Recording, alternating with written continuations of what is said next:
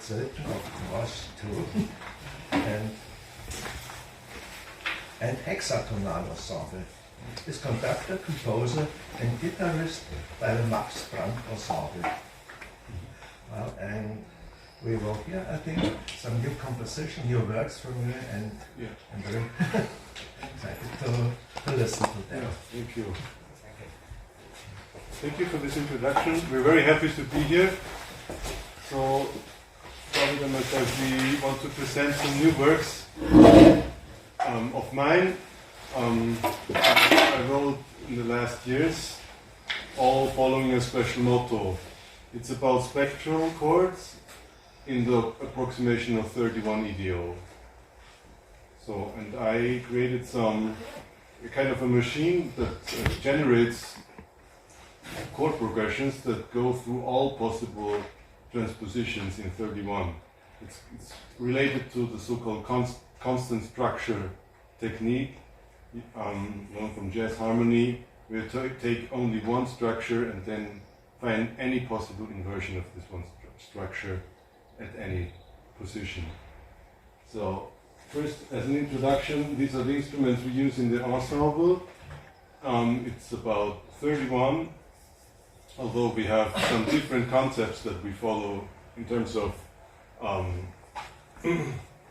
composition and improvisation, like David notates slightly differently to myself and so on. But basically, there are some ingredients that all compositions have together, like we all have n-tuplet time signatures in the compositions and 31 tone and harmonic space. So this is the ensemble. Actually, it's a trio with Valentin, who is not here today because we only present the harmonic ideas. So, for starting off, we want to play a piece of our ensemble, of the repertoire that was created years ago, and we recently documented this on our new record we have with us.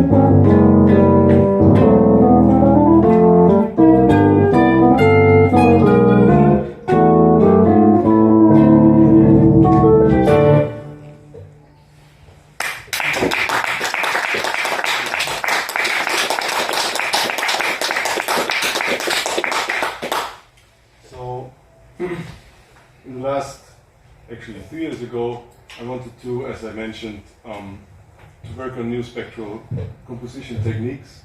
And to give an overview, this is the way how I visualize the harmonic series on the diatonic, I call it extended diatonic keyboard layout of the split sharps keyboard I have here. Afterwards, you're welcome to have a look at it. It's about 31 tone in the octave based on the extended diatonic space of interlocked hexachords actually. So, and this 31 tone tuning can also be used to approximate the intervals of the harmonic series.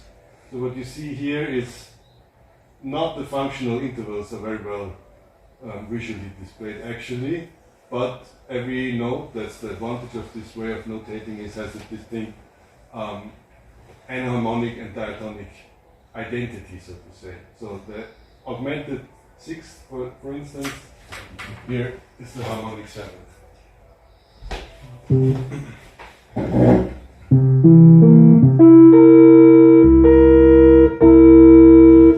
Which is in 31 almost pure. Followed by 9. 9 is pseudo is about 10 cents off. 11, the same.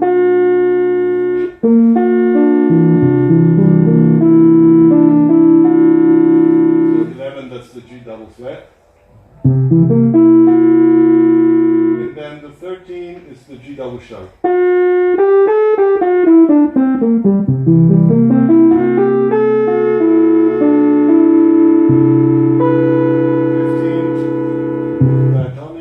17 is even more off, but it can be used as if it was pure for some chords. Like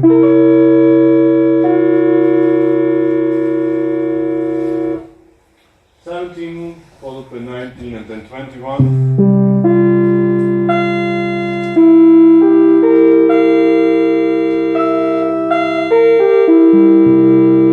23.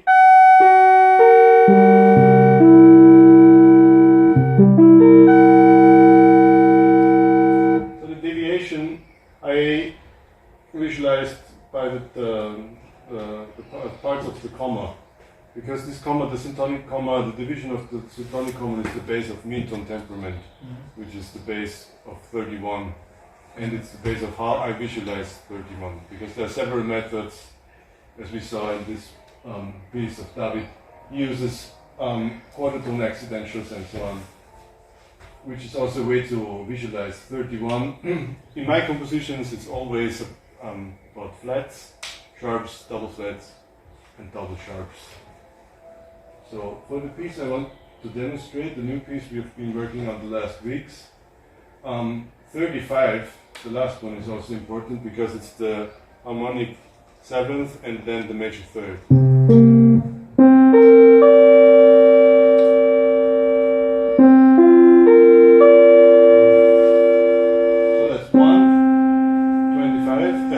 Sorry. 21,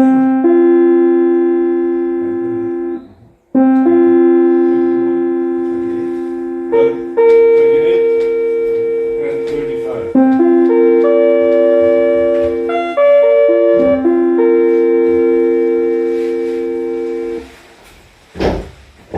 So, yeah, that's the worksheet of the piece we will play in a few seconds. So the basic idea behind that was a spectral chord, so to say. So you have 1, the root, then 20 is 21, followed by 7 and the 9, which sounds like this.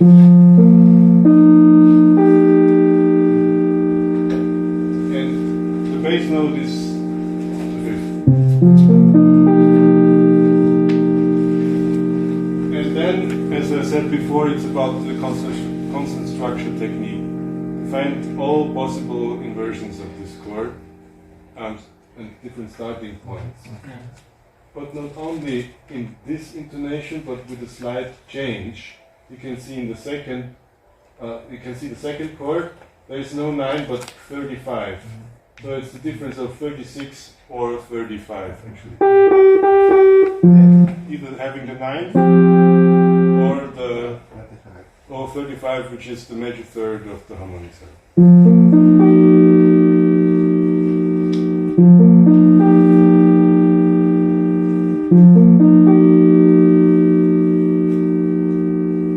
And the idea of this technique was to change the numbers. They go up, like 7 stand at the top, 21 switches one up, as indicated by this one, right? And 3 stays the same for all chords to be the bass note. And then it's like it's a 5-tone grouping, 5-chord grouping. For the first chord, it's with the 9th. For the second, it's got 35. For the third, it's with 9, and for the fourth and fifth, it's with 35. So you have the different intonations of the same chord. And then the idea was to keep one voice, so the G stays the same, and then the numbers change, and now the G turns out to be a septimal seventh of a chord. And as we saw in the graphic before, that it's the augmented sixth in extended mean tone temperament in 31 EDO, that is the harmonic seventh. So the G has the B double flat below, which is then the root. And 21 is the fifth above G, which is the D. And F flat, is the fifth of B double flat, and the 3 stays the same. So this transition sounds like this.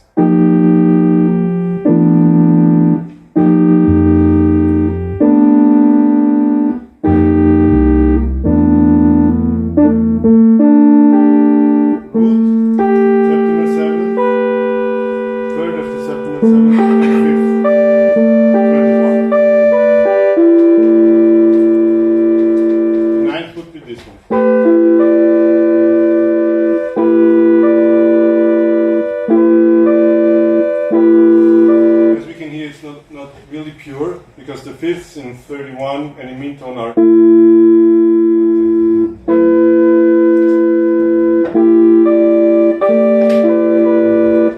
Then it continues like this, and after 4 times, it's the same position again, but it's kind of a polyrhythmic idea because it's about 9:35, 9:35, 35. So it's a five chord idea, five chord grouping idea, and this repeats as long as 9, 7, 21, 1, 3 is again at the first position to have this chord. Okay, I played the chords slow. See?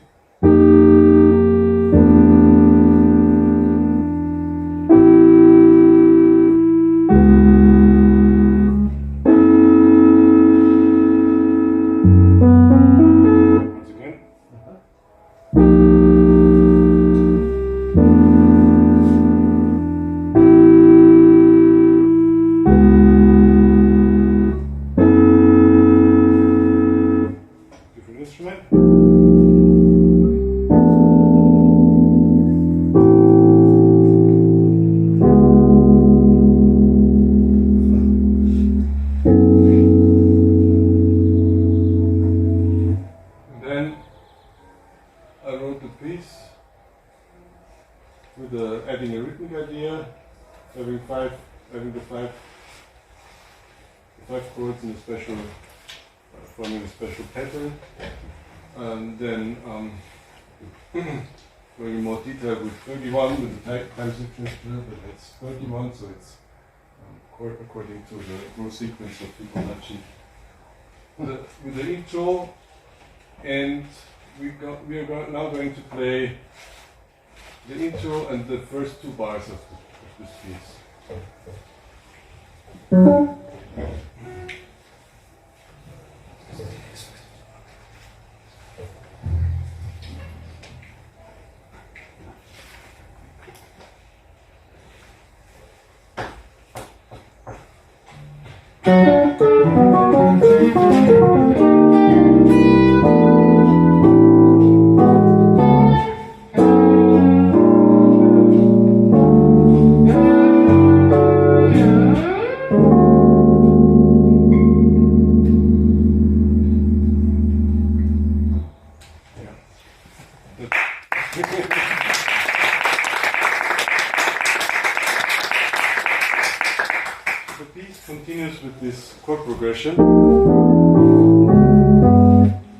Until it ends at the first chord again.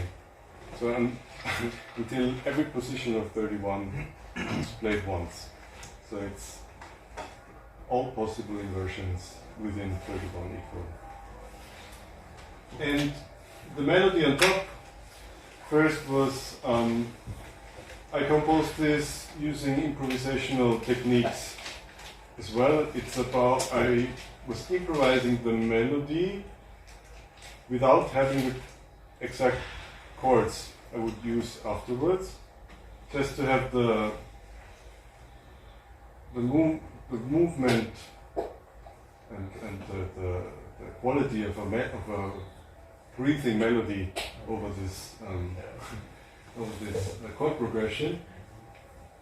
And I was recording myself, and afterwards finding the right notes of each chord transposition to fit the melody that was first improvised to this generated chord progression.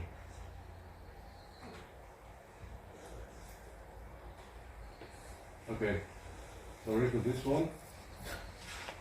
This is the second piece that I want to demonstrate. That's the same technique, but with a very different result. What we can see is the same technique of generating the chords. Like this is an upper structure, what it is called in jazz harmony. It means the lower part of the chord would be 1, 3, 5, and so on, and 7, 9, 11 is the triad for the guitar.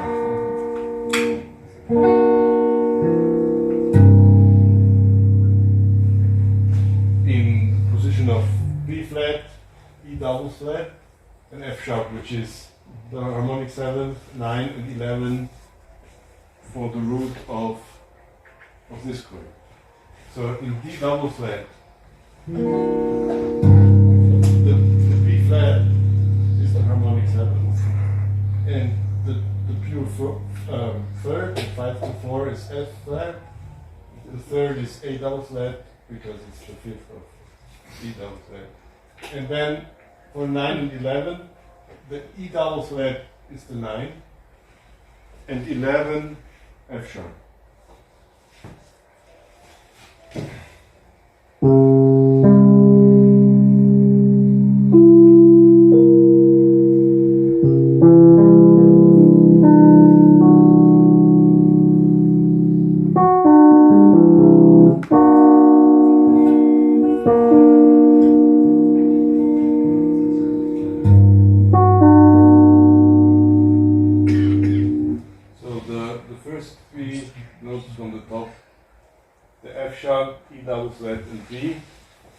Now make the same transitions like we saw in this record. And I thought it would be nice to have a guitar voice ascending and having and showing showing the so-called microtonal aspect of 31.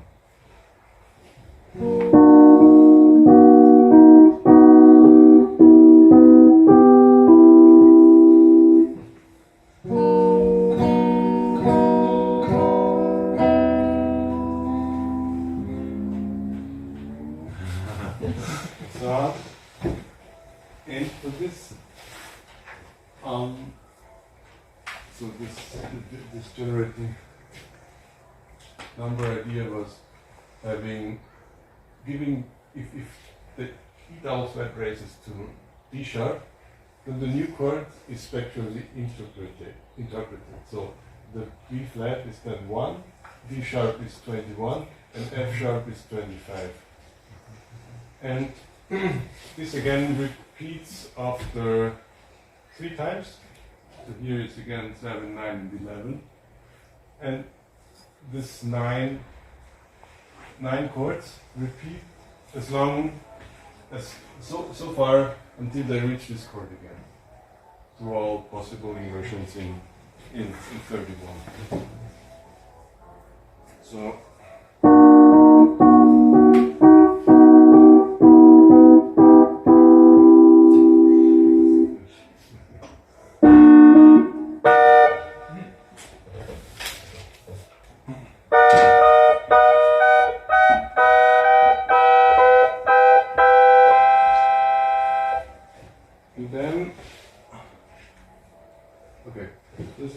we now want to play.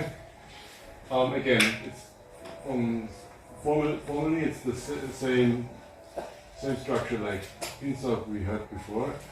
It's an intro, and then having the chord progression, transposing as long as there is the first chord reached again. And I'll play for you.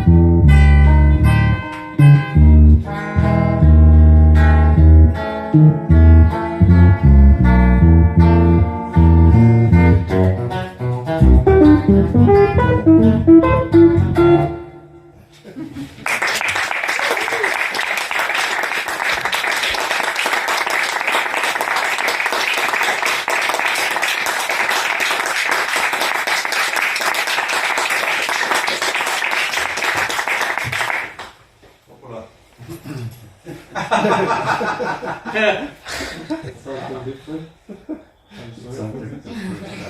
Could be a worse document. Though. Yeah. Okay, we'll look at this one.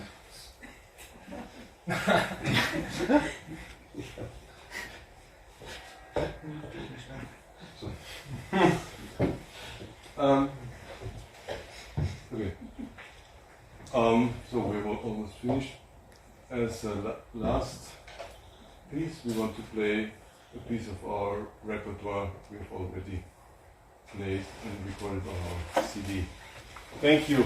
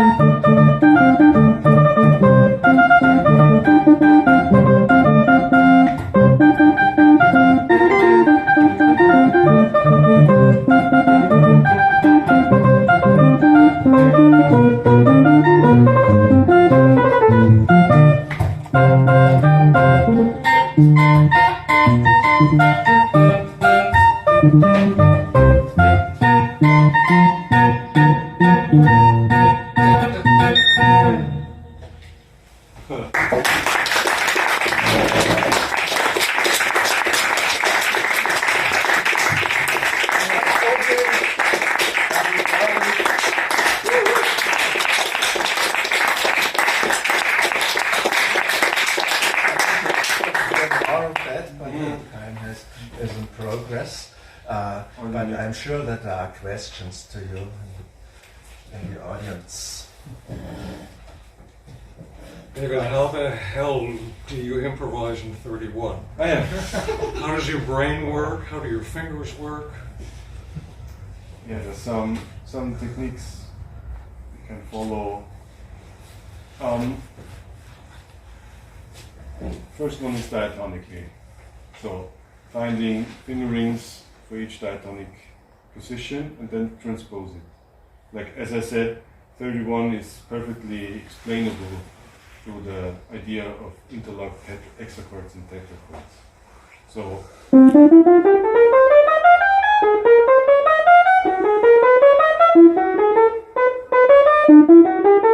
and so on. And you can find some fingerings too. So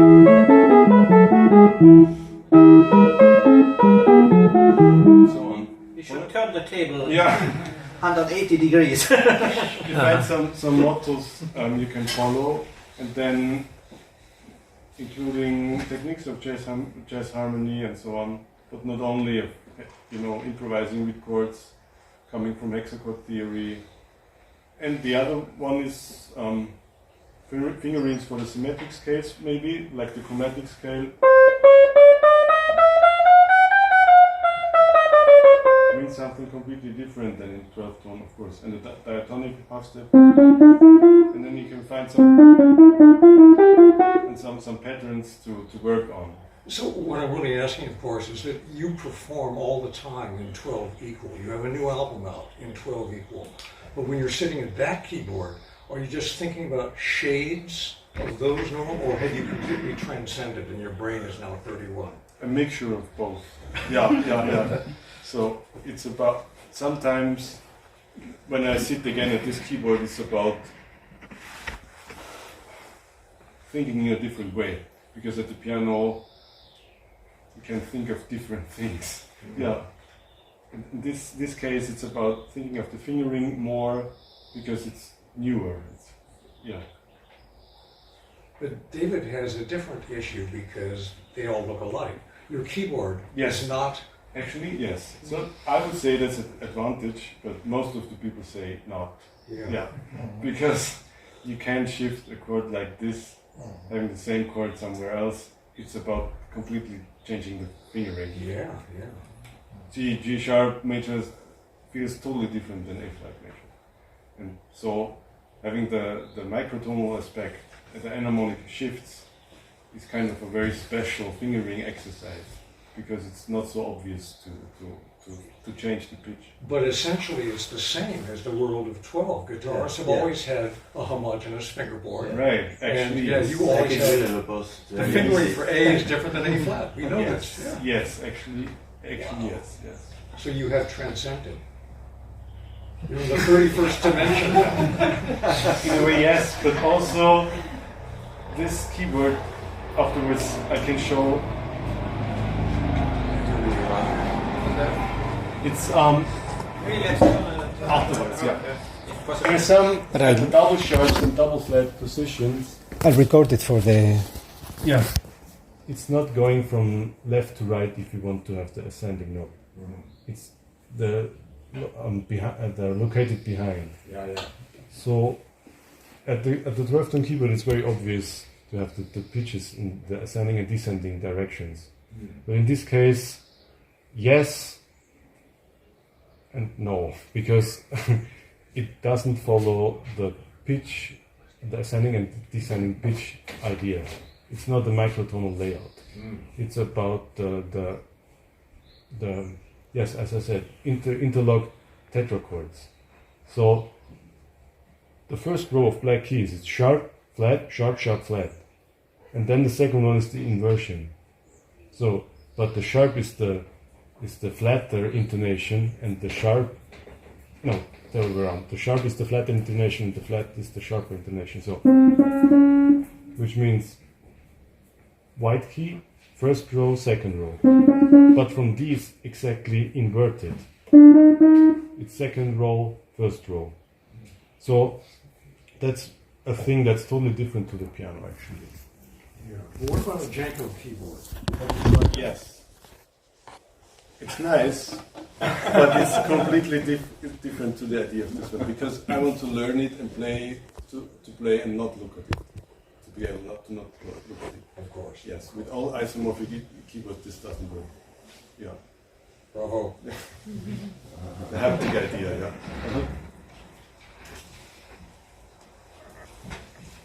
I was wondering if the two of you have experimented with combining different tonalities. Like maybe I worked a little bit with someone who has a 41 Ito guitar, and I know that you have kind of a very structured theoretical viewpoint of this, but maybe in an improvisatory way, if you try and combining different things out of it.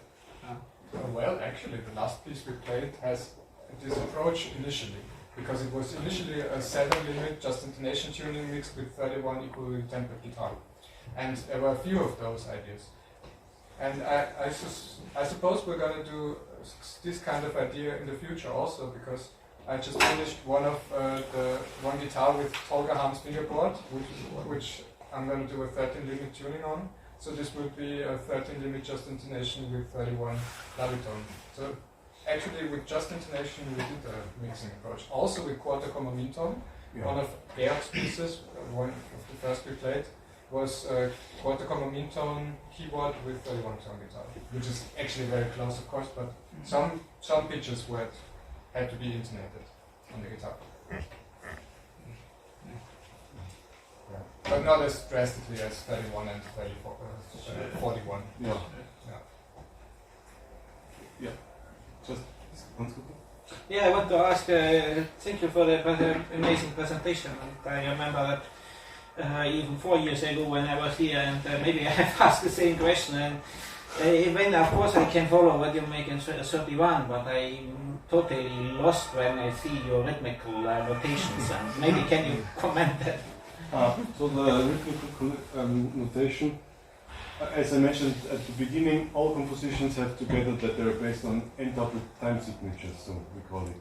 So whole number ratios for the frequencies, but also for the rhythms. Like you see a 3130 bar at the beginning, or at David's pieces at the beginning it's a 1345 bar, which means 45 can be interpreted as quintuplets, then it's a 9th bar, and non-tuplets, then it's a 5th bar. So you can see this, you find the prime numbers in the time signature, and this indicates how you can go on compositionally with metric modulations. But how you count this 1345? So that's additive. That's 3, 2, 2, 3, 3. Okay. That's exactly the same question I was going to ask, but I didn't totally understand the answer. Maybe my brain's just not okay enough. About the time signatures. About the time signatures, yeah. So if you visualize it like this, if you have a whole note and you divide it by 4, you get quarter notes. So if you get a whole note and divide it by 6, you get 6 notes, which is essentially the same as if you notate in on a 4th based rhythm grid as quarter tone, how you call it in English, quarter note triplets, right? So 6 quarter note triplets to a whole note. So if you want to modulate to this tempo of quarter note triplets, you essentially modulate from quarter notes to 6 notes. So this is the basic idea. You just divide the whole note by any number you want to, and the rhythmic ratios are all based on the same whole note. And so this is a very big limitation. So not every modulation is possible if you base everything on the same whole note. But you get essentially a kind of aesthetic bonus because it's all based on the same whole note. It's like the harmonic series. If it's all based on the same whole note, it just has this connection. That is an aesthetic, that also has an aesthetic aspect. And yeah, it's the same with the time signatures. And we all base our pieces on one whole note and all the possible ratios which we can get to via modulations, basically. One whole note per piece. Yeah, per piece, yeah. So it's simply different subdivisions of the same whole note Yes. juxtaposed. Yeah. Yes, so every ratio can be reached via rhythmic modulation. Mostly those rhythmic modulations are also prepared, so we can really, they are really easy to reproduce. There are a few instances where they are kind of, well, nasty, like this one, the quintuplets here, because so here, right, we have a 45th of a whole note, basically, which is, as Georg said, 9 tuplets and 5 tuplets of those, or the other way around. And then we have quintuplets of those. And if you multiply 45 by 5, what you get is 225. And there are 4 of those. And this looks very complicated, and if you look at it like that, you might have to take a while to figure it out. But what it actually is a way to notate that we have quintuplets here, which is this space divided by 5, and then have only 4 of those 5 in this extra bar snippet. So you have 1, 2, 3, 4, 5, 1, 2, 3, 4, 1. And this is not so easy to notate in another way. You can use rhythmic modulation symbols, but it's if you have this all the time, this gets very dense on the paper and very hard to follow in another way. So this is actually not needed. This is just for, this is not on the notation that we use. This is just for show here. So this is an easy way actually to have only 4 of those quintuplets in this bar. But it looks, in this case, it looks kind of complicated because the number is high. David, count it one more time and do it out loud. So those bars are duck, duck, duck, duck, duck, duck, duck, duck, duck,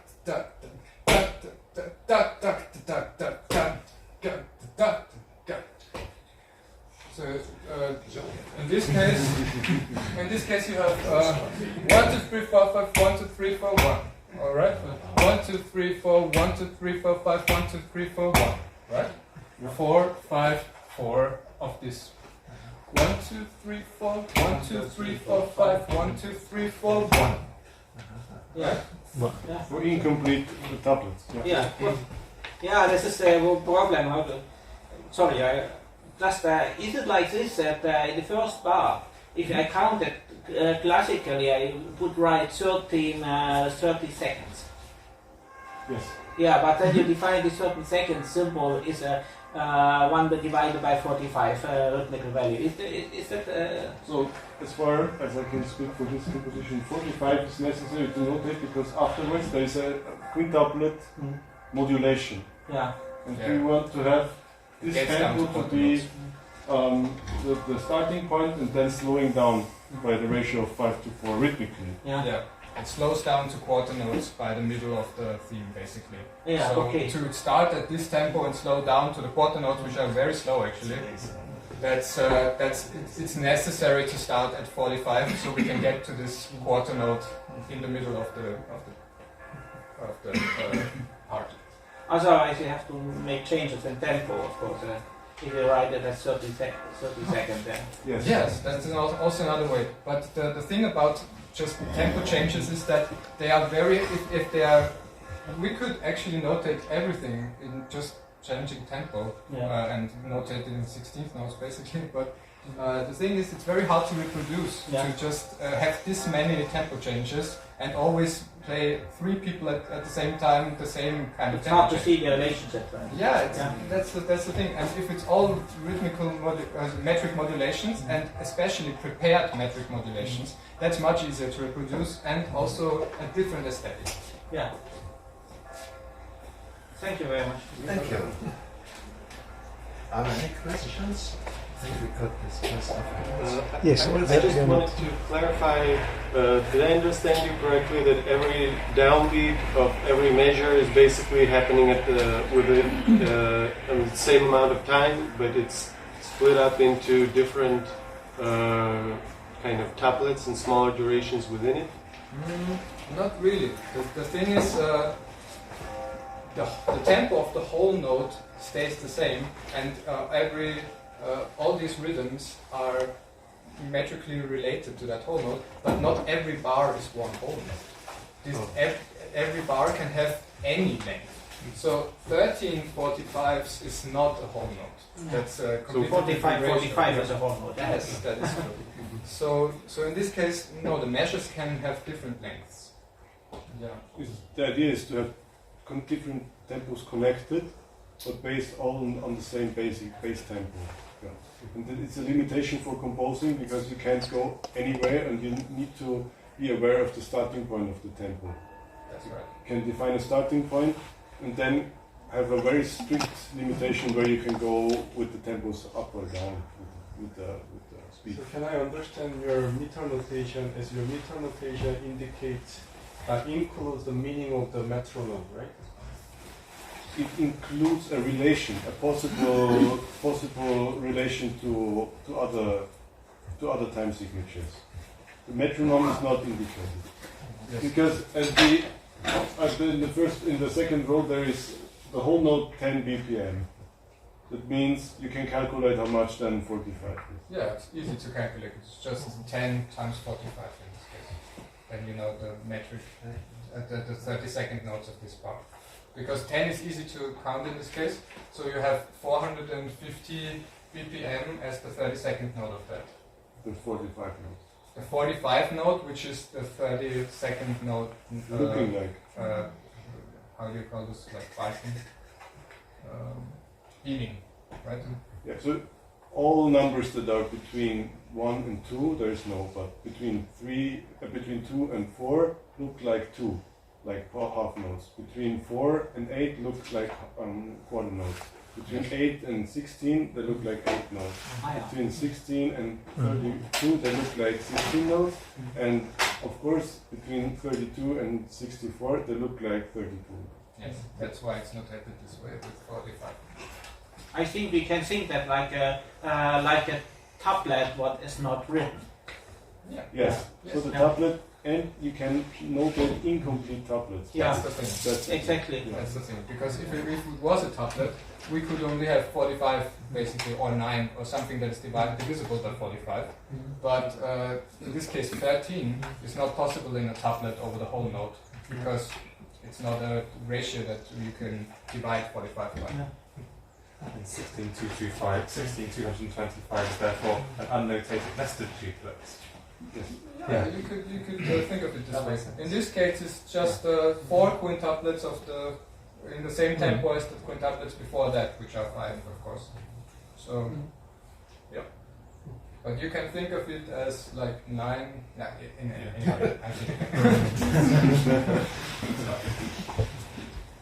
So glad that you're so interested in our tuning stuff. Enough tuning stuff for today, I guess. We will hear anyway. That you have a professional way to work with this. Some other questions? We should continue.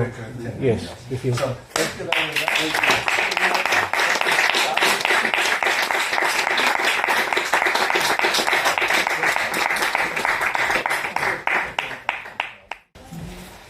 Okay, because Nicola Sallis is not coming, and we had some technical problems yesterday in the morning, so Johannes is taking this part. He's moderating the blog, so I will just introduce him, although everyone knows him, but anyway, it's a formality, and I have the pleasure to announce my colleague Johannes Kotschy, born 1949 in Bavaria, studied pharmacy, piano and composition at Mozarteum University, Salzburg. Freelance composer since 1981 and freelance collaborator of Richter-Herf Institute of Basic Research on Music at Mozarteum, Salzburg.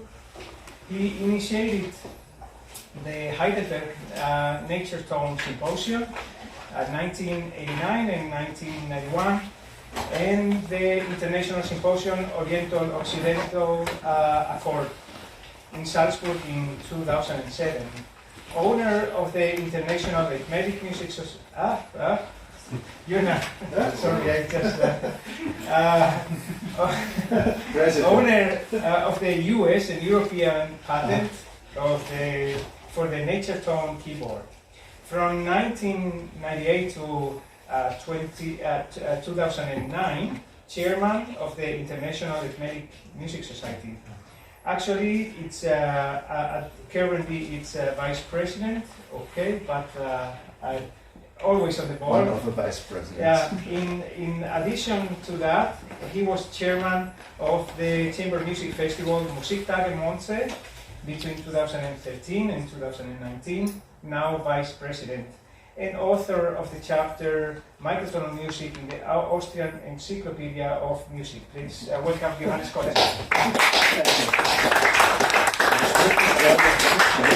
To begin with the symposium, Augustine had mentioned in Salzburg, the big symposium, Oriental-Occidental Harmony or Accord, and the result of it was one sentence. All people hear in the same way. That seems to be very simple, but it's more significant. All people in the world hear in the same way. That means that the physiological conditions of hearing are the same to all people, to all human beings. And we all possess the same sensory organs of hearing, and they don't differ in any way at any human being. But what could be the reason for the divergent development of music and cultural history of mankind in the last 5,000 years, when our hearing still had remained the same? Physiological conditions haven't changed, but our consideration of music and its employment in the daily life by lots of generations. Music still has certainly developed like language. There must be a good reason for the center for hearing and for speaking in your brain in a very narrow neighborhood. The development of languages, for example, has been examined thoroughly through centuries by science, and there exists a scholarly subject, linguistics. Unfortunately, there is no analogy in music. Musicologists seem to be contained that we have reached the top of the development with 12 Edo, and most of them are not interested in ask some questions about, is that really all? As microtonists, we should have known better. And therefore, we should examine precisely the way of hearing, and we will do this now. The reception of sound signals, the adaptation along the hearing systems, the neuronal and neural reaction in the brain, and finally the storing and reactions in the cortex, in the auditory cortex. All that, what I will speak about, will lead us closer to the solution of those questions. What do we hear? How do we hear? How do we detect pitches? And how do we recognize intervals? What kind of intervals are recognizable at all? And where it is not right, where it's not there, where are limits in the hearing process? And if there are, where are these borders? And what are the consequences, especially we had to draw as musicians and composers? To get an answer to all these questions, we're going to draw our attention to 3 steps of musical perception. The first, the reception of sound events in the physiological sphere, that is the ear and the ear system, the hearing system. The detection of pitches and the combinations in the neurons there that takes place in another place in the brain. I speak about it's in the neighborhood of the brain stem. And finally, the comparison of events in remembrance in the auditory cortex. To speak about. To understand all these processes along the auditory pathway, from eardrum to the cortex, it will be necessary to include the language of physics. For example, the proportions of quantities, magnitudes, and units of time and space in meters and seconds. Meters and seconds, that's the way we will discuss.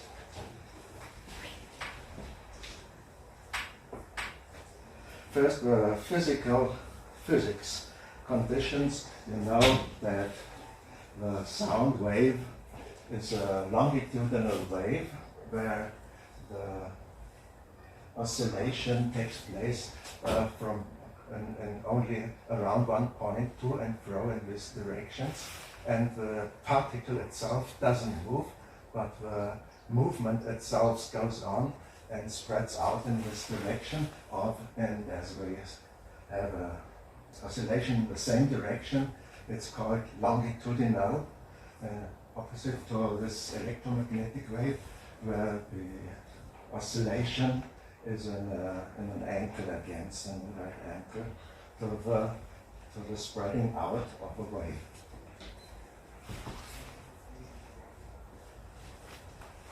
It's these oscillations are mechanic processes, and we can measure it in time and in meters. So the frequency and wavelengths, the frequency and time, wavelengths and length will end at time, the period.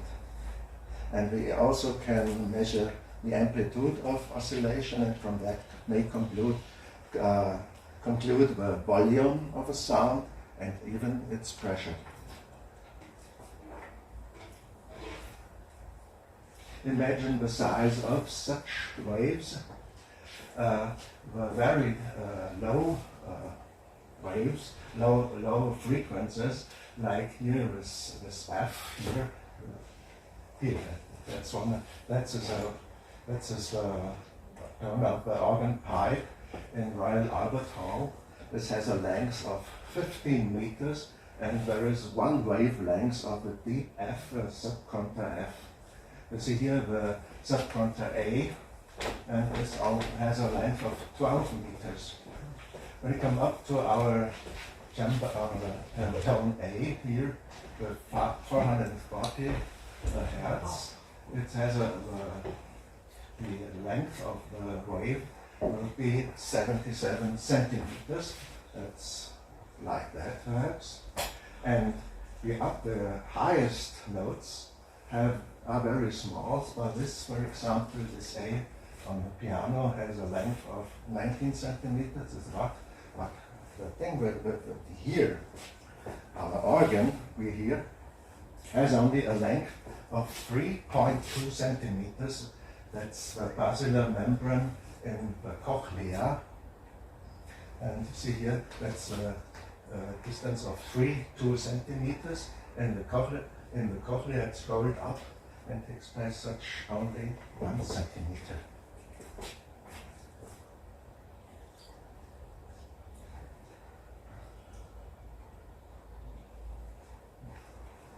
And so it's clear that our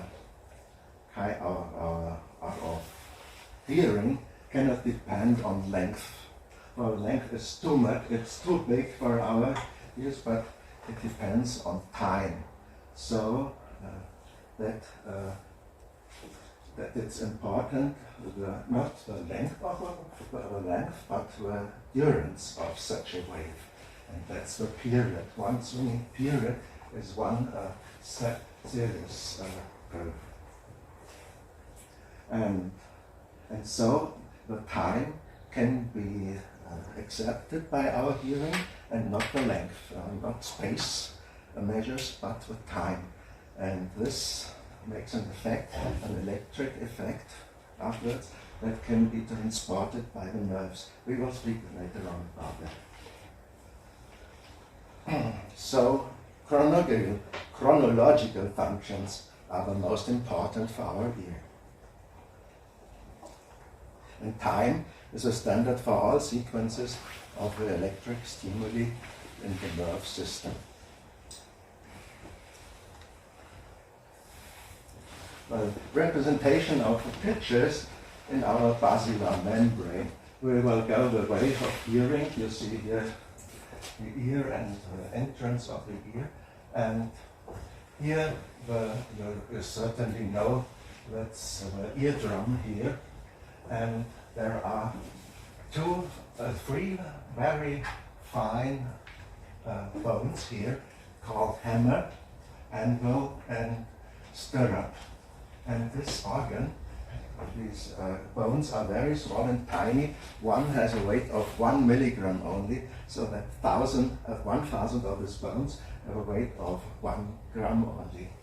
And these tiny bones have muscles too, and they can affect that when the sound wave is too low or too late, not loud enough, then they can amplify the sound 22 times. Otherwise, when it's too loud and could make danger to the ear, to the hearing, they can these muscles and these bones are able to reduce the noise to the 30 times. And that's enough for those tiny muscles. And from that, the wave goes on through the oval window here into the cochlea. The cochlea is this organ here, and turns 2 times and 5/8 around, and then turns back and comes out by a round window here. See, oval window here, that's the transport from the eardrum to the first oval window to the hearing organ, and comes out again by the round window, so that the pressure is always the same here.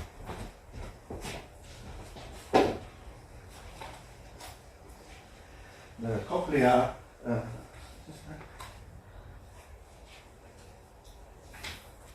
the cochlea itself, there's something to drink. Just a moment.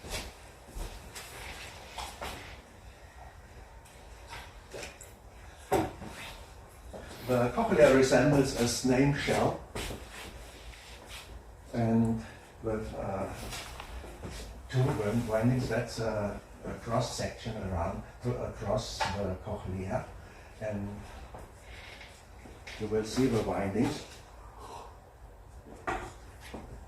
going up this direction from here to here and up to the top, and then return back.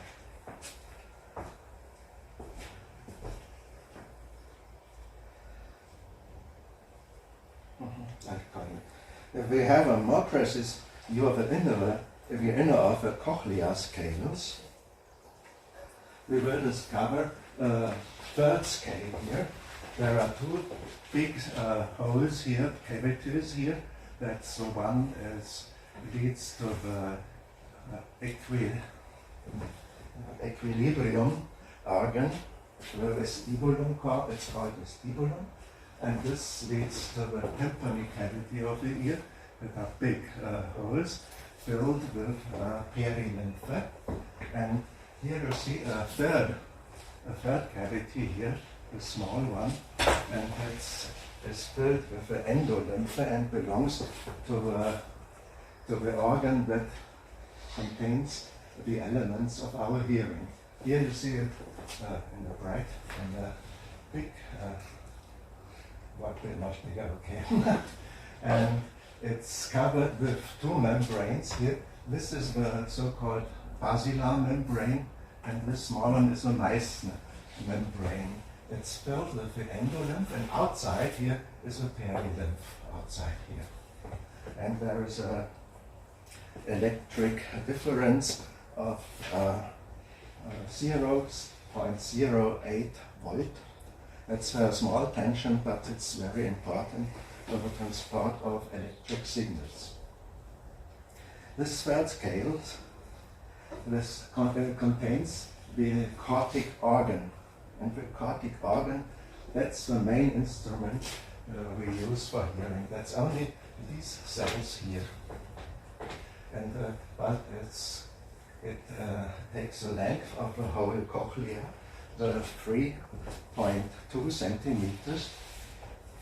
And we have a look at it.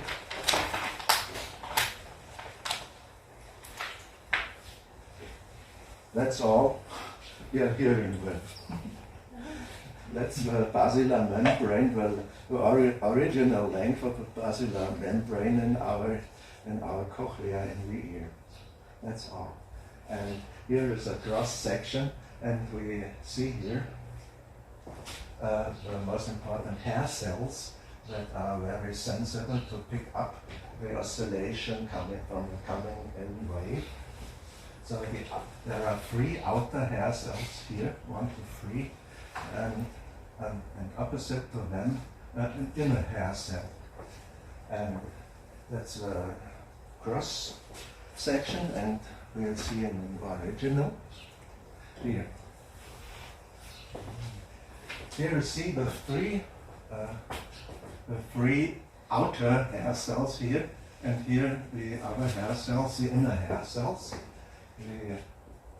And you can recognize already that they stand in 3 rows, one after the others, 1, 2, 3. And opposite to them, only 1 row of the inner hair cells. And they are connected with a small membrane of protein, and they react exactly to every movement that comes by an incoming wave and standing wave. When we have a look on it in the longitude, it looks like that. And it's better to see here the 3 rows of the outer hair cells. They have the hairs in a formation like a teeth brush, you see, in a triangle way. And they stand together that no movement can pass without reaching one of these hair cells. And the inner hair cells have a characteristic tuft of hairs like a brush. But here the teeth brush of the outer hair cells, and these are extended over the whole length of a basilar membrane, and so it is that the 1 row of them has 4,000 cells in this part, in this small part here. 4,000 cells in this direction, and the other, and together we have 12,000. The inner hair cells are a little bit fewer, about 3,600 cells. And that goes along the whole basilar membrane, and that takes the incoming sound will be divided in sections. We hear it.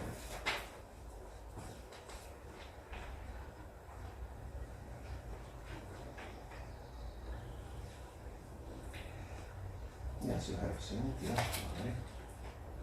Most exciting is to discover that the reproduction of pitches and tones and the rows of the hair cells along this basilar membrane look like a standing row of cells.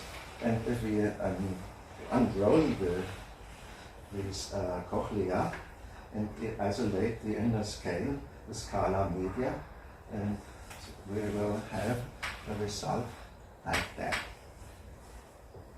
You see here at the end the 3 rows of outer hair cells and the 1 row of inner hair cells. And they stretch out all the membrane here. That's the beginning here. Here's the beginning and where the sounds comes in. And takes along and the liquid comes back to this. And the representation of pictures will be like that.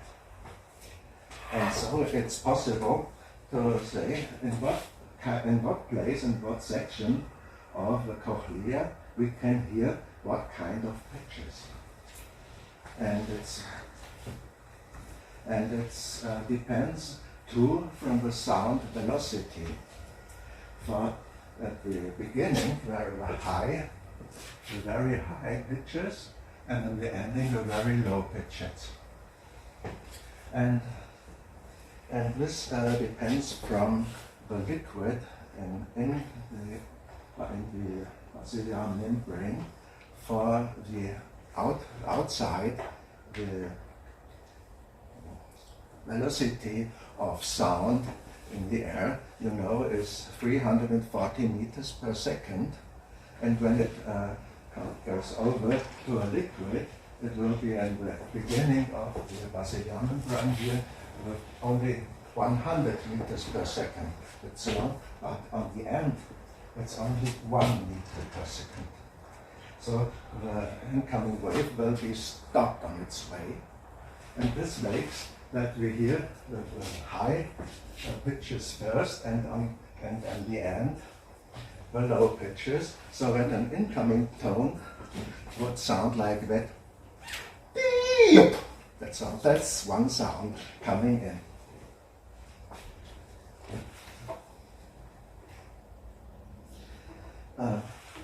This is the order behind the detection of sounds, but it does not say what its harmony and others, and it's only the sectors where I can say where are the pitches, where are they, and we are taught that the basilar membrane resembles the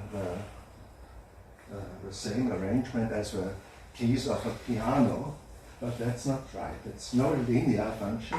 You know that music and the oscillation is an exponential function. And this could be something between, for here in this part, from 500 to 2000 hertz in oscillation. We have a just linear development, and here it's exponential again, but below 500, and it's the middle of a piano here, the very rest is in a very small part of the cochlea and rapidly sinks down. But in spite of that, it's possible to recognize the pictures, and there are different and there are difficulties that belong to the critical bandwidth. I must hurry a little bit. Just the same, yes. You see here that's sectors of the cochlea with the first winding, the second winding, and just in the end where the deep tones are, that's 5/8 of the whole 158 bending, not a complete. And you see that is from the very deep frequencies up to 500, they are all gathered in this section. And musicians know that in this part of music systems, the deeper they are, that the intervals merge here, and therefore the lower they are, the harder they are to be identified. And in our Western music, the critical bandwidth extends to the minor third and includes all the intervals between prime and minor third. Conventional musicians don't care about that. For only two pitches there, the major second and the minor second, but for microtonality, it's of high importance with a very much microtones in it. So it would be hard to decide if we hear a major second as a small, or it's a great major second when you only hear one of them. One after the other we can determine what it is, but only hearing one is very difficult, and you must be very trained in hearing to get this. And semitones, of course, who could decide what's a 16 to 15, what's a 17 to 16 or 18 to 17? I think it's impossible. You can only decide here what it is when we hear one after the other.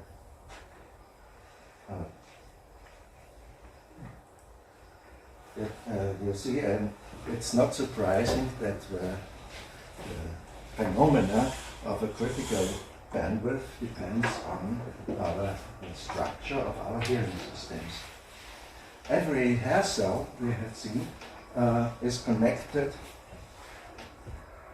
Oh, that's something else, we'll talk about it later. Every hair cell here is connected with a system of nerves and fibers and bundles, and 60 of them form one group. And so there are 66 places in the whole cochlear systems where we can differ different tones. That's the reason why we cannot hear a polyphonic tone in a small band with 64 tones together, with 64 different tones. It's impossible. Up to 16 it's only possible. And that depends on the distance of the nerve bundles along the cochlea. There's only 66 places. And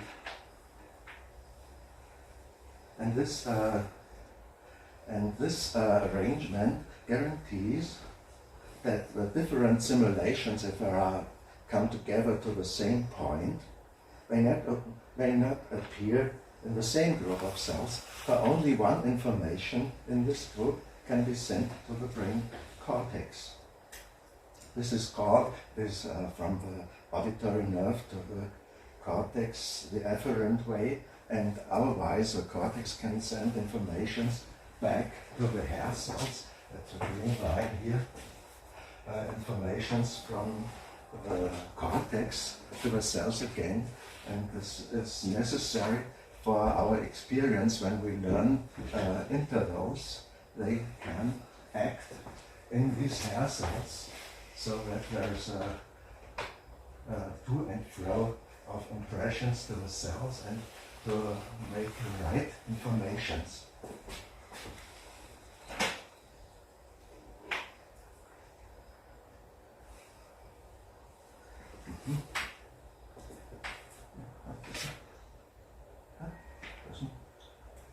Doesn't work anymore.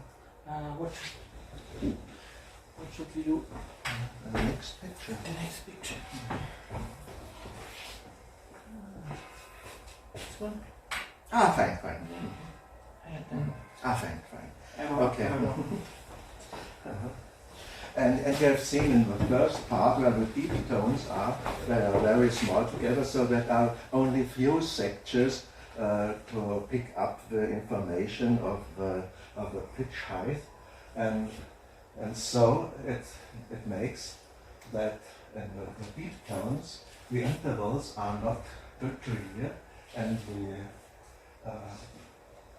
deviations are in the deep regions just to 1/2 tone here, and only just to the middle of the beginning of the violin key, the deviations come up to 1/16.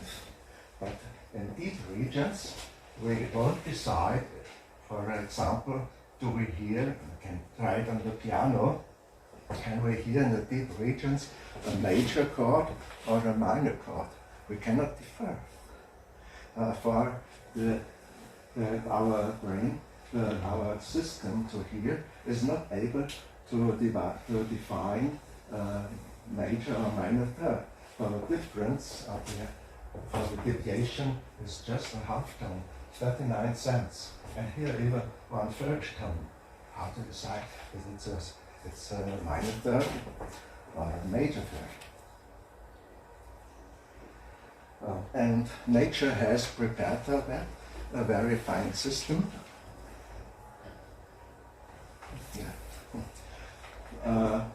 For 60 cells in a row, that's a line of 0.6 millimeters is not enough to make a difference between two incoming notes. So we need a bigger difference, and nature makes it with a number of more than twice, with 150 to 165 cells in a row. And this is the measure of a critical bandwidth. So the whole membrane, basilian membrane, is divided in 14 equal sections, which are called Bach, also 24 Bachs. That's the name of a German physician who lived from 1881 to 1556 in Paris. He was a professor. And these units of Bach are characteristic for a critical bandwidth. All what is between one Bach can only make one information to the brain. You see, in this section, it's just possible to get an information to every tone, but in this section it's not so possible. For one Bach is more than an octave here. And so the critical bandwidth works in this zone best, and best not for our ears, for our hearing, but in its way. We go to the last chapter, that's the auditory cortex.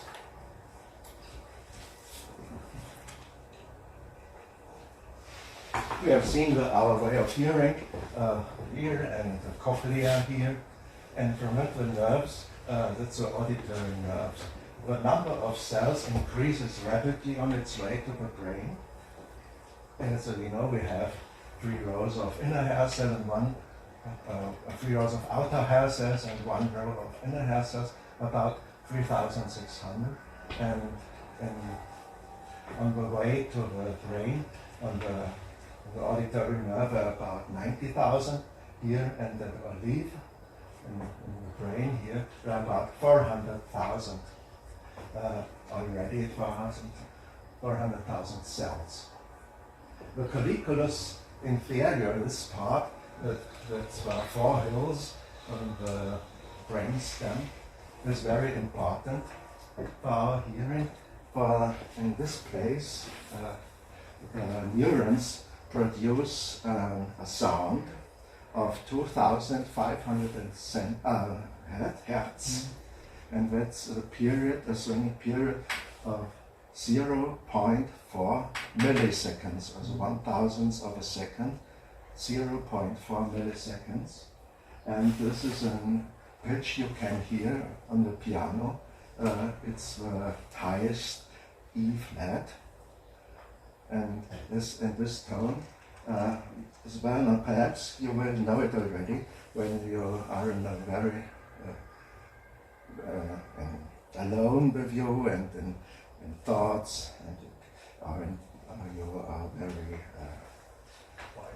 concentrated, and pitch will appear just this 2,500 hertz.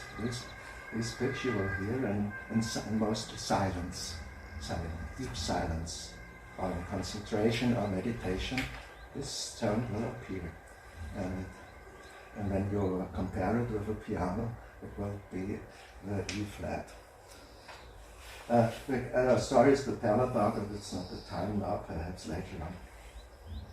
And this is a nature constant, which it's called the auditive,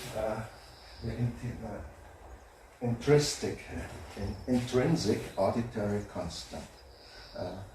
Right? Intrinsic auditory constant has a period of 0.4 milliseconds, and it's the calibration point of our hearing. We compare every pitch we coming in with this frequency, and with the frequency that depend from it. When you multiply these constant of 0.4 seconds with the whole numbers, we'll get other pitches which are the same of a minor scale. An undertone, it's an undertone scale. And all the pitches with all the intervals from the fifth to the fourth and to the thirds and so on, they all appear in the system, and we compare with our hearing the incoming intervals with the intervals pretended by these frequencies, or by this periodicity from colliculus inferior. So this information comes to the auditory cortex and return on the way back to the hearing systems.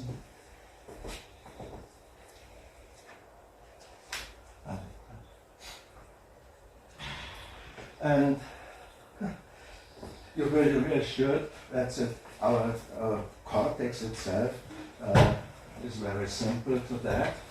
For in the cortex here, it's on the left node here, there is place, there is a speaking center, there's a hearing center, and when you pick it up here, you will see a place where the same frequency, like in the basilar membrane, appear at once.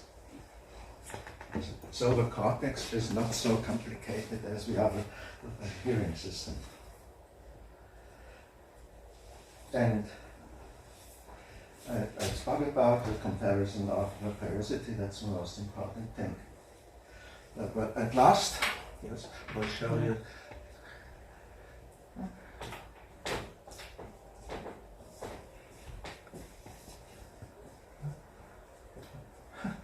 One more down. One more? Yes, yeah. And without the flutes coming to this.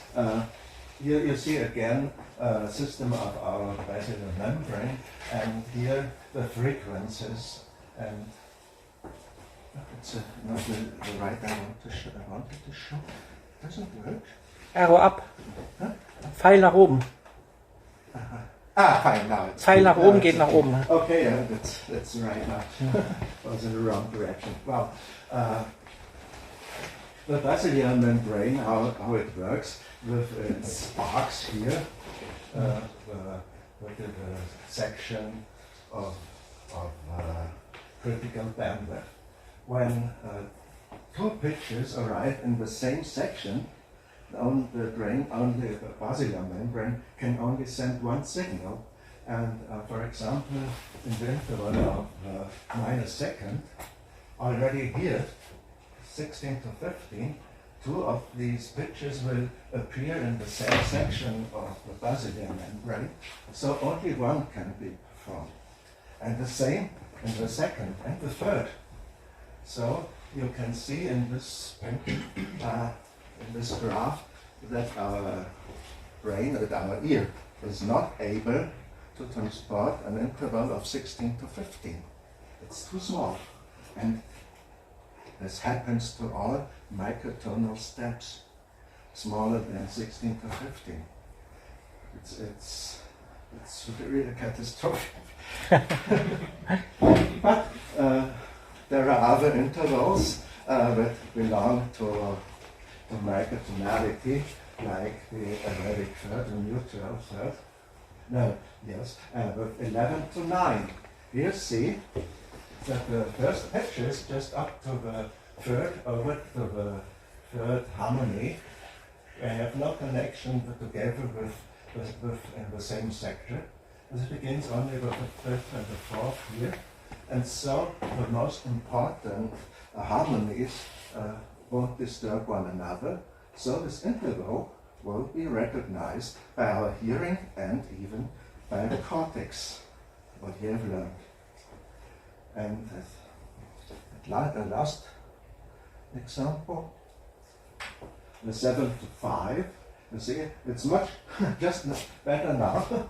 Only from here, from the 8th to the 6th, there's the beginning, the concentration of pitches in the same sectors, and only one here in this part of the critical bandwidth, they come together.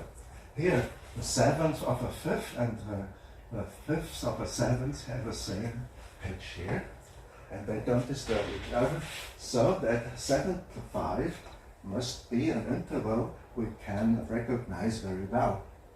You only have to learn it and have to practice with it. And other, of course, other intervals too, and have a lot of them to work with. Let me say a short postscript. Yeah. In relation to the contemporary development in music, our auditory cortex has a huge capacity to accept new musical intervals we have seen. We have seen what kinds of developments are possible and where neutral frontiers in our hearing exist. Adding to this, there still remains the danger that our human intellect would not be capable to follow the progress of the brain development. We should better train our ears to integrate new natural intervals, thus, which are to a big part components of the non-European music cultures since thousands of years. Thus, it does not only lead to an integration of music, of other music cultures, but moreover, a peaceful integration of people too. And in our world of today, that's the most important thing. Thank you.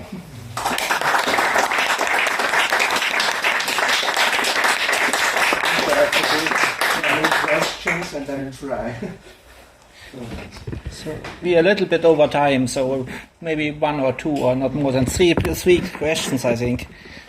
So about the polyphony limits that you spoke about.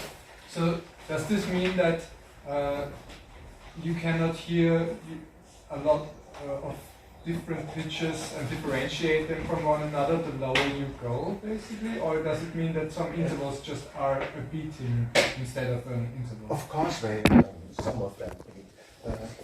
You see, when you have in every sector one pitch, so it's possible to hear all of them, but the number is very small, about 24. And when we take this group of 60 cells where it's possible to, we have from the deepest pitches, the lowest pitches to the highest, we can arrange about 66 different pitches, but then we take the whole plate, the whole room. If we are together in one room, in one octave, the border is about 16. But one question might it be that but the overtones of the pitches will help us, because then there are other critical bandwidth with the recognizer, and then the brain merges it together, and then that's the reason why we can even smaller intervals recognized in pitches. But with sine tones, then we have the problems. Yes. You see, that's the scale of overtones. When it was now here 440 hertz, but when it's a smaller tone, the overtones here in this will make the ear clear by residual tones. By residual tones, we will recognize a deep tone. This helps us very much. That was a question, is it? Yeah, thank you for answering the question. More questions? Maybe we have time for one question. Well, I stay here the whole... Just to say, I mean, it's sorry to jump in, but on a piano, you hear a minor second and a major second very, very low, and it sounds like a timbre difference. It's actually quite hard to hear what the interval is, isn't it? And if you put 3 notes or more, it's impossible. But in the middle register, it's very clear. So what you've said completely explains that phenomenon, which I hadn't really understood before. So thank you. You see here many octaves are in one small group, and the critical bandwidth is about 4 groups per 4 sections, and the more the nearer they are, they can only send one information. So it's really impossible.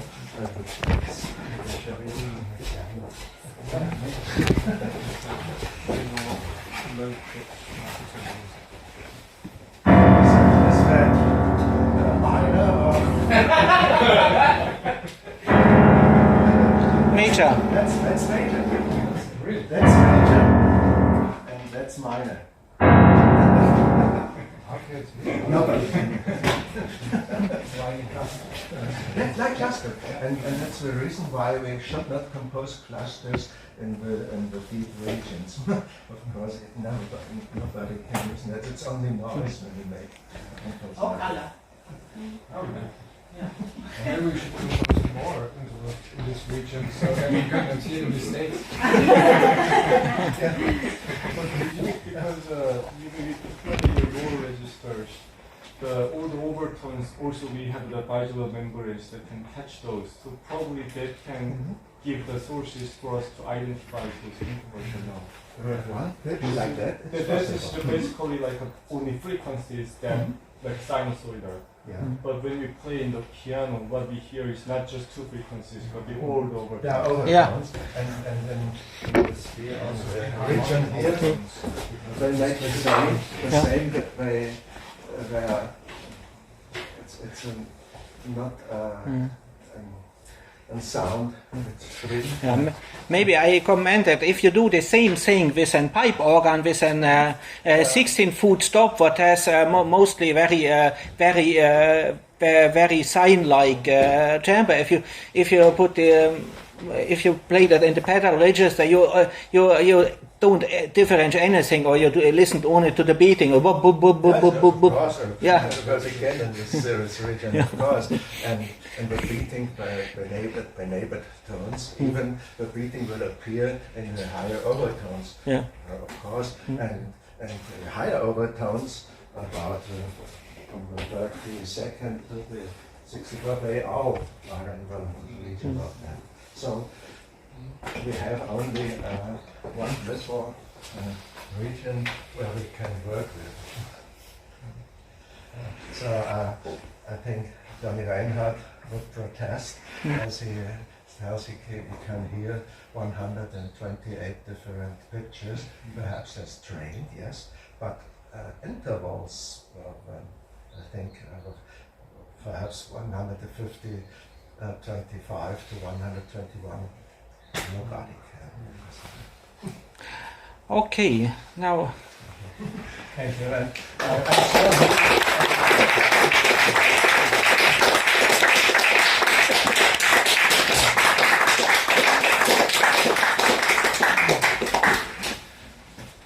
and I have a pleasure to announce Matthew Sallis from Great Britain. A Sallisean tune, is it right? Sallisean tune guitar. Matthew grew up in Wirral, UK, the United Kingdom, near to Liverpool and Chester. Initially learned classic guitar with John Arran. He studied for BA in Performing Arts at the Royal Welsh College of Music in Cardiff, Wales.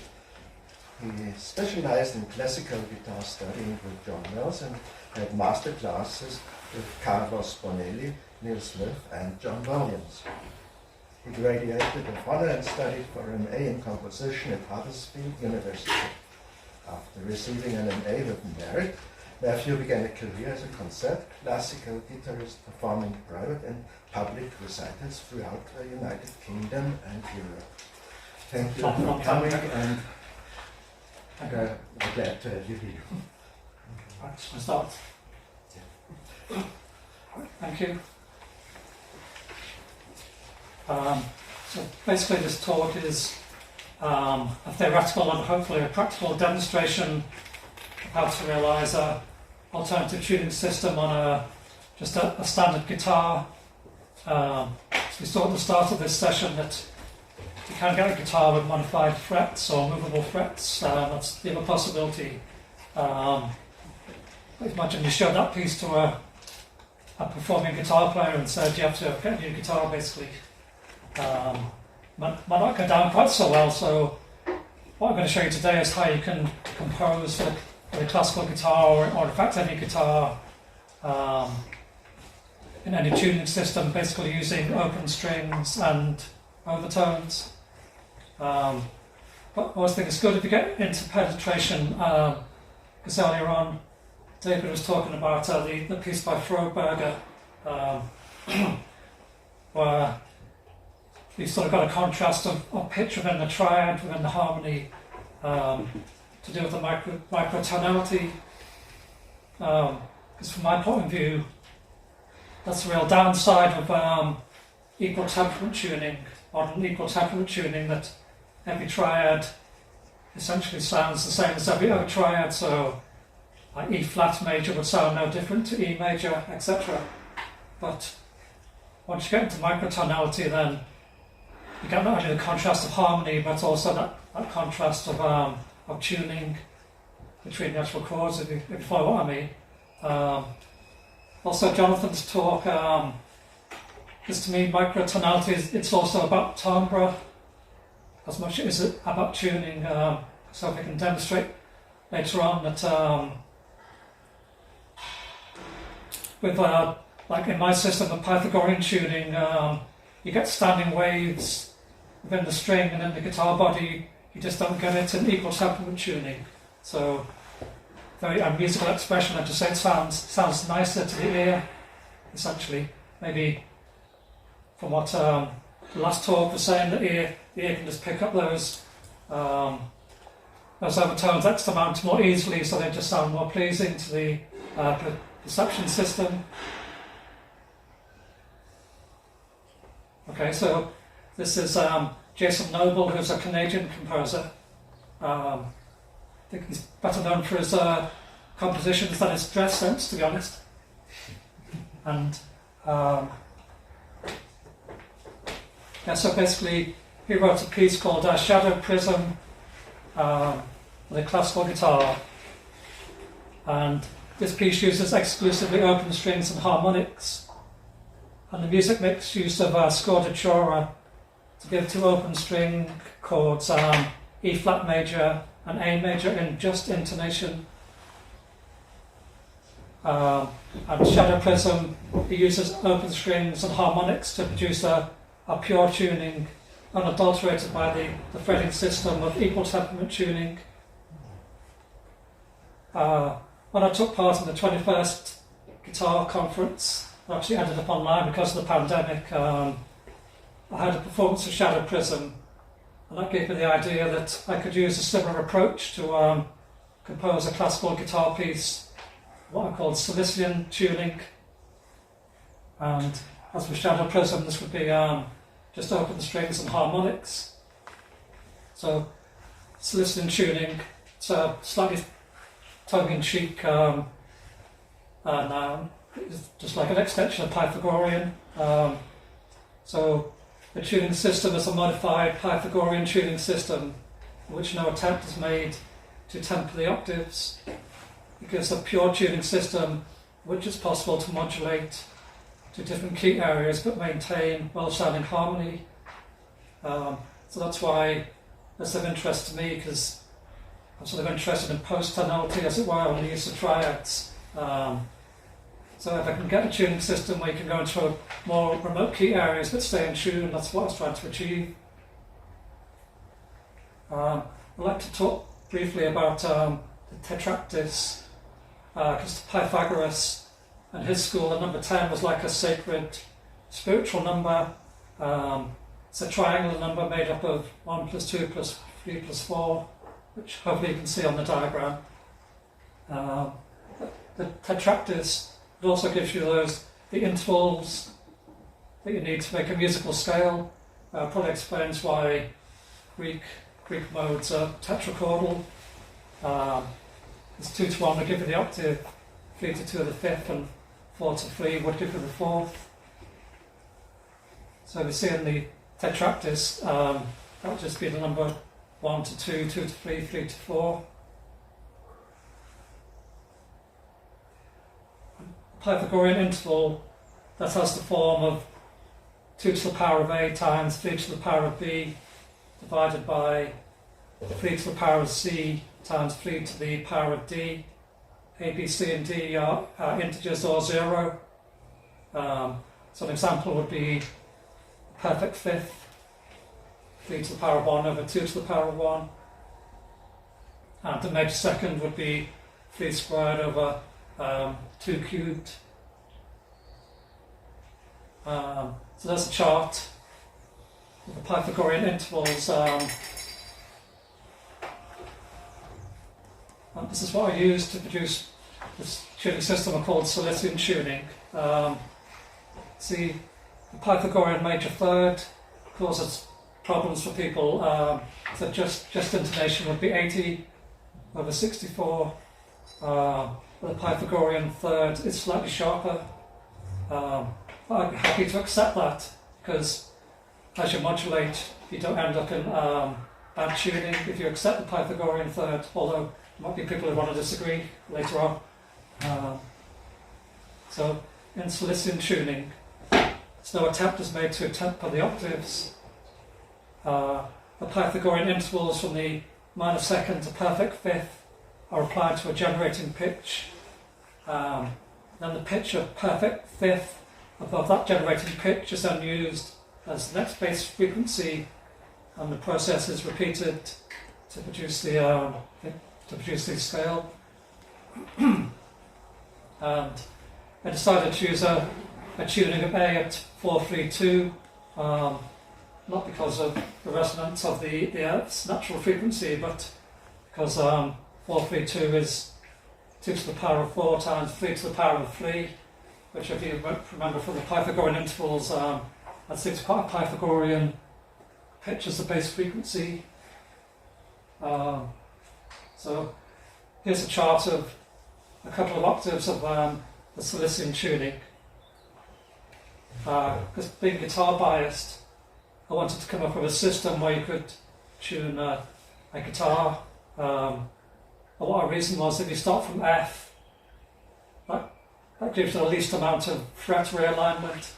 So that would be the reason. So basically I started from F, applied the Pythagorean ratios up to C, and then we started at that point and then carried on. So I think just about read it, because in the ratio column you can see essentially it's like sort of cycling of major and minor semitones throughout the tuning system. The fraction will give you the Pythagorean ratio, and the sense allows sort of comparison with equal temperament tuning. So you can see that G is pretty close, and B flat stroke A sharp and C are pretty close. Also D would be pretty close to equal temperament tuning. So that sort of leads me to believe that equal temperament tuning is sort of Pythagorean in nature, really. It's sort of like modified Pythagorean tuning. So for the Sallisean tune guitar 1, like Shadow Prism, it uses just open strings and harmonics. And the open strings are tuned E at 81 Hz, A 108. 4 strings tuned down to C sharp at 134.85, G at 192, B 243, and E 324. So this is the preface to our Sallisean tune guitar.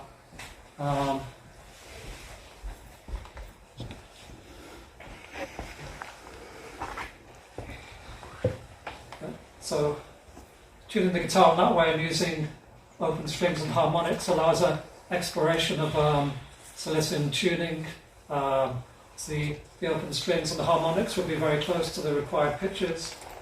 So in the score there's basically 2 versions. There's standard notation where the harmonics would be a normal note and open string would be a square-headed note.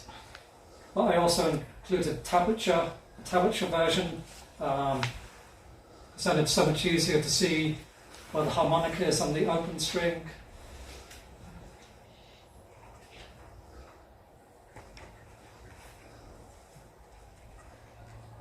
I'm going to talk briefly about what I've called artificial tonality, because Because if you imagine in conventional harmony, it'd be sort of take a note, leave a note, take a note, leave a note. That'll give you the well-known major and minor triads. But what I did is use a different pitch serve of, in the case of Sallisean tuned guitar, a Dorian mode. So I took a pitch, took the next pitch, left out quite a few, and then got to D. And you notice on the chart, you then cycle through the pitches from that point. But the interesting property is you then get sort of artificial tonality with a hierarchy of triads. So the far column with the N's and so on, that's my own system. So N would act like a chord, M rather.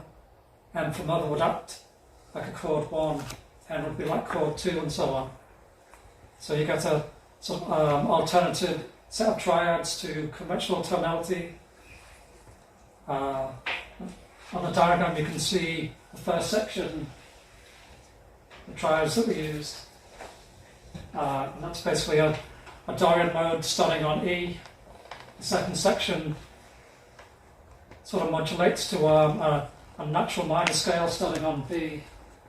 And you can see there I used a different pitch sieve of the natural minor scale. So that would be take 1, leave quite a few, and then take G and A. Again, if you cycle around the scale, you get another set of triads to produce a sort of artificial tonality. At the bottom of the diagram, that's the rhythmic cycle that I used in the piece, which I'm sort of interested in. If you think of the first recital in the section, they had their system of sort of doing 3 and then 1 and then 4 and then 3 and 1. You follow what I mean? So that this is my system, which is a lot easier because I think I just used crotchets as I remember. And you see in section B, then there's another sort of alternative rhythmic cycle. So this is the sketch, an early sketch of the piece. And in essence, it's a two-part invention. It sort of falls on, Jonathan was saying earlier on that if we can be well versed in polyphony, that's a good thing. So you can see, essentially, it's a two-part invention.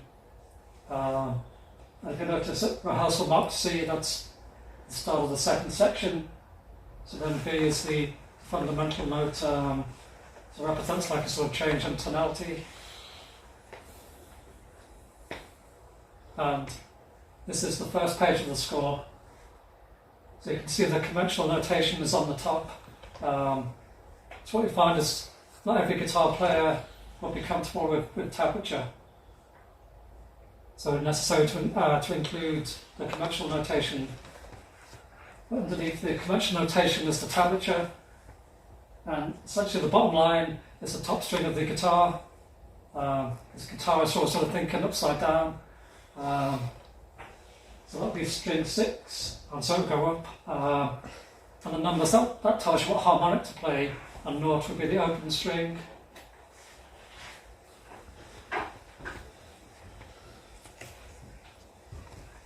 So, in essence, Sallisean tuned guitar demonstrates how a composer may use an alternative tuning system without the need for specialist guitars, removable frets, etc. This approach will probably suit more natural tuning systems like just intonation or Pythagorean, where the natural harmonics will be in tune with the fundamental open string. Having said that, you could, with a bit of planning, you could probably do more or less any tuning system, particularly if you use the first and second overtone. So you have a bit of imagination, you could probably realise most tuning systems using this method. And I say it'd be more sort of attractive to a guitar player because you don't have to modify the instrument, you can just use the open strings and the harmonics. So now, like, I'll do my best to give you a demonstration. It's a bit tricky, but hopefully I can give you some impression of what it's meant to sound like.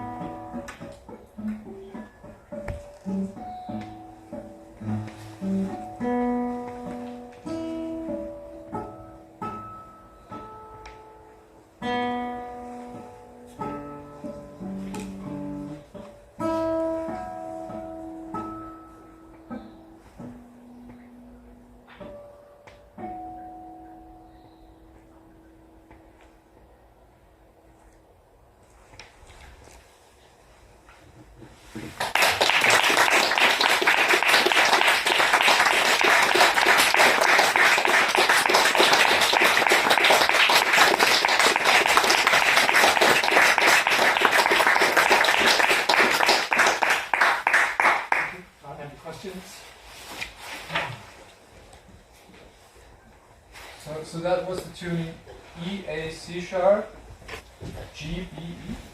So the E's are the same, right? And the B is the fifth of the E, and A is 4/3 of E also. And then you just tune 5 to 4/3 from both sides, right? That sounds about right, yeah. Ah, okay. Interesting. I wasn't sure I understood. Right. Okay. So you can tune by harmonics easily, actually. Yeah. That's cool. That's very cool. Any more questions? Yeah. I think multiple Asian instrument is actually still based on the Pythagorean tuning. Have you ever played Asian pieces? Like a Japanese show or other instruments, those are following the Pythagorean tuning. It's very close to the Pythagorean tuning, yeah. The only difference would be that in Pythagorean tuning they temper some of the octaves to keep the scale in tune, but in my system you wouldn't do that. So you sort of tolerate some octaves being out of tune. So if you think about it, if as long as you avoid any exposed octaves and the outer part, then any sort of slightly out of tune sound would be sort of absorbed by the overall harmony. So I think if you make that slight adjustment, then you get a key a tuning system that's based on sort of pure intervals, but you can modulate to more remote key areas and not have to worry so much about being out of tune.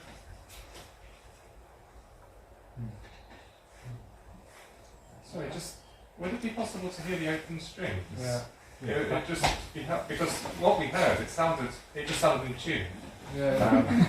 And if it it's was quite hard. Pythagorean for us, it would sound. Yeah, it's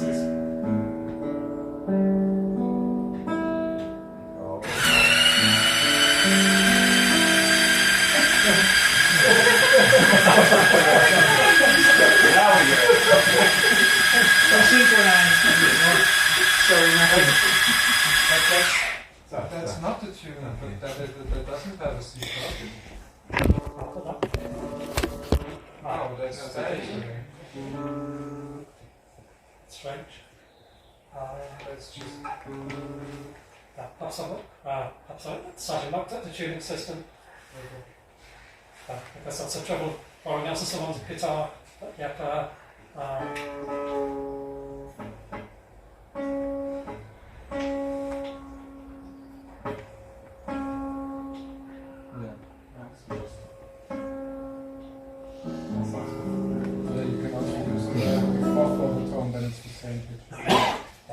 it should have sounded like that. Could we maybe hit the beginning like that?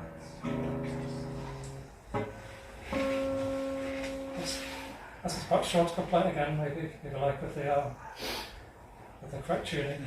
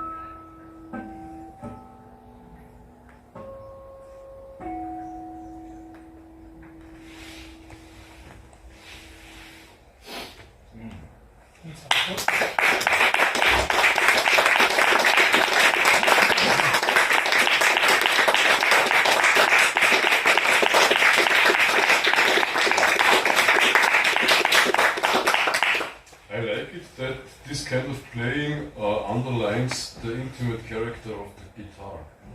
That's true. Is it written in piano only? What did the composer write? Piano? Dynamics. Yeah. Or In dynamical terms. yeah, the guitar is pretty quiet, to be honest. Yeah, particularly with harmonics. I guess that would be the downside. That would be quite quiet. Did he make any difference? He could have written piano, mezzo piano, mezzo forte. Did he? No. No. He didn't. Yeah, the Okay. harmonics are impossible to play with, but Oh, that's not true. yeah, high harmonics. Yeah, there's a much wider range in dynamics. Okay, may I suggest something, please? Because we are 15 minutes late and we only have a break of half an hour. We can continue with the questions, having a coffee, that we stretch the legs a little bit. Thank you so much, Matthew.